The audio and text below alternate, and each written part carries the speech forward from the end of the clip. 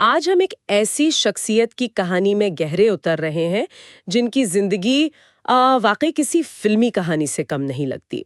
फूलन देवी, जिन्हें दुनिया bandit queen के नाम से भी जानती है। हाँ, बिल्कुल।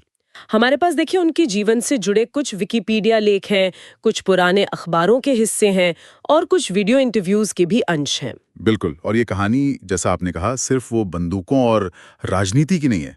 इसमें तो मतलब जाति है, लिंग है, नाइंसाफी है और फिर उसके खिलाफ खड़े होने की कई परतें हैं।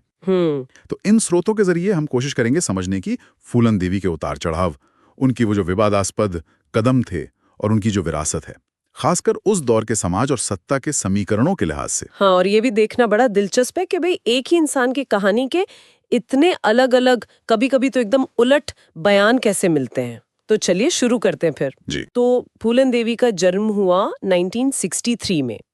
उत्तर प्रदेश का जालौन जिला है। वहां के एक बेहद गरीब मल्लाह मतलब निषाद परिवार में। हाँ। बचपन बहुत मुश्किलों भरा था, गरीबी थी, जमीन का कोई झगड़ा था परिवार का, नाइंसाफी देखी। और विकिपीडिया में जैसा लिखा है कि सिर्फ 11 साल की थी जब शादी हो गई। महज 11 साल। हाँ, फिर पति का दुर्व्यवहार, उसके बाद पुलिस हिरासत में भी कथित तौर पर बुरा बर्ताव हुआ। तो कहा यह जाता है कि इन सब चीजों ने मिलकर उन्हें बागी बनने पर मजबूर कर दिया। हाँ, और यहीं से कहानी एकदम तेजी से बदलती है। वो विक्रम मल्लाह के गिरोह में शामिल हुई और फिर उन्होंने खासकर ऊंची जातियों के खिलाफ लूटमार शुरू की। अच्छा। इससे क्या हुआ कि जो निचली जातियां थीं, उनमें उनकी छवि एक तरह की, आप कह सकते हैं, रॉबिन हुड टाइप की बन गई, या दस्यु सुंदरी भी कहा गया। और देखिए, उस इलाके में मल्लाह और ठाकुर जैसी जातियों के बीच पुरानी रंजिशें भी थीं, तो वो भी इस पूरे संघर्ष का एक अहम पहलू था। कुछ स्रोत तो ये भी बताते हैं कि लोग उन्हें देवी का अवतार तक मानने लगे थे। देवी का अवतार? अच्छा, लेकिन फिर आया 1981 का वो भयानक बहमाई कांड। हाँ, वो बहुत ही निर्णायक मोड़ था। बिल्कुल। विक्रम मल्लाह की हत्या हुई, जो कहा जाता है कि ठाकुर गिरोह के सदस्यों ने की थी। उसके बाद ये बात सामने आई कि फूलन को बहमाई गांव ले जाया गया और वहां ठाकुर जाति के कुछ लोगों ने उनके साथ सामूहिक बलात्कार किया, अपमानित किया। जी। और फिर इसके बदले में कुछ ही दिन बाद उनके गिरोह ने पुलिस की वर्दी पहनकर गांव में धावा बोला और कोई 20-22 ठाकुर मर्दों को लाइन में खड़ा करके गोली मार दी। हाँ, ये घटना बहुत बड़ी थी। इससे पूरे देश में जैसे हंगामा मच गया था। हाँ, और तब के जो मुख्यमंत्री थे वीपी सिंह, उन्हें इस्तीफा तक देना पड़ा था। बिल्कुल, मगर यहाँ एक पेच है। कहानी इतनी सीधी नहीं है। फूलन ने हमेशा यही कहा कि वो उस वक्त बहमाई में मौजूद ही नहीं थी। अच्छा। हाँ, और न ही उन्होंने हत्या का आदेश दिया था। कुछ रिपोर्ट्स भी हैं, कुछ जो लोग बच गए थे उनके बयान भी हैं। जैसा विकिपीडिया में भी लिखा है, वो उनकी मौजूदगी पर सवाल उठाते हैं। और बल्कि हाल ही में यूपी के एक पूर्व डीजीपी रहे ब्रिजलाल, उन्होंने तो दावा किया है कि फूलन के साथ रेप बहमाई गांव में हुआ ही नहीं था। क्या? तो फिर कहाँ? उनके मुताबिक रेप बीहड़ में गिरोह के ही कुछ सदस्यों ने किया था और बहमाई नरसंहार शायद इस बात को छुपाने के लिए या उसका बदला लेने के लिए किया गया। अरे बाप रे, ये दावा तो मतलब पूरी कहानी का एंगल ही बदल देता है कि बदला नहीं बल्कि कुछ छिपाने की कोशिश थी। ये तो वाकई दिखाता है कि सच कितना उलझावा हो सकता है। बिल्कुल बिल्कुल। खैर, इस सब के बाद 1983 में कहानी ने एक और मोड़ लिया।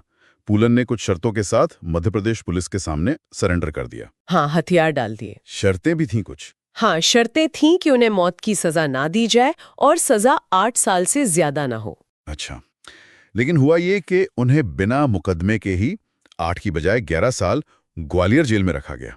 ओ, 11 साल बिना मुकदमे के? जी।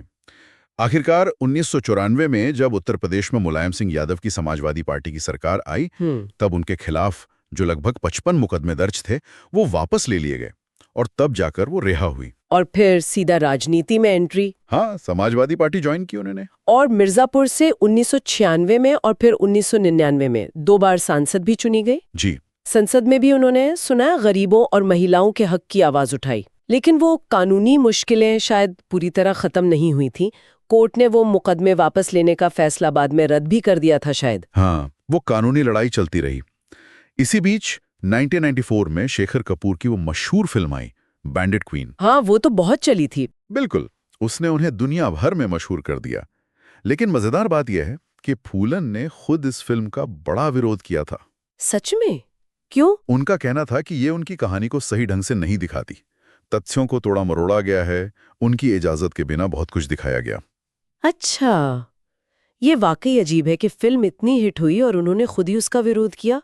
और फिर वो दुखद अंत, 25 जुलाई 2001। हाँ, दिल्ली में उनके सरकारी आवास के ठीक बाहर शेर सिंह राणा नाम के एक शख्स ने अपने साथियों के साथ उनकी गोली मारकर हत्या कर दी। और राणा ने कहा कि ये बेहवाई हत्याकांड का बदला है। जी, उसने यही दावा किया। उसे सजा भी हुई, पर वो बाद में जमानत पर बाहर आ गया। उनकी मौत के बाद भी फूलन देवी जैसे एक प्रतीक बनी हुई है ना? बिल्कुल। निषाद समुदाय है, उससे जुड़े जो राजनीतिक दल हैं, जैसे ये विकासशील इंसान पार्टी है, निषाद पार्टी है, वो उन्हें अपनी विरासत मानते हैं। उनकी मूर्तियां लगाने की कोशिशें होती रहती हैं, जैसा कुछ न्यूज रिपोर्ट्स में आता है। हाँ? तो उनकी कहानी आज भी जिंदा है, एक पीड़ित के तौर पर, एक बागी के तौर पर, दबी कुचली जातियों और औरतों के प्रतिरोध का एक चेहरा, एक राजनेता, और हाँ, एक बेहद विवादित हस्ती भी। सच में उनकी कहानी हमें दिखाती है कि कैसे नाइंसाफी का अनुभव किसी को समाज के एक हिस्से के लिए नायक और दूसरे के लिए शायद खलनायक बना सकता है। बिल्कुल। उनकी विरासत पर बहस आज भी जारी है। और ये हमें सोचने पर मजबूर करता है कि क्या समाज उन लोगों को समझ पाता है जो किसी एक तयशुदा खांचे में फिट नहीं होते? क्या उनकी कहानी आज भी हमारे समाज में जाति, लिंग, इंसाफ और ताकत के खेल पर कुछ जरूरी सवाल नहीं उठाती? हाँ, ये सवाल बहुत महत्वपूर्ण है और शायद हमेशा प्रासंगिक रहेंगे। इस पर सोचने लायक बात है जरूर।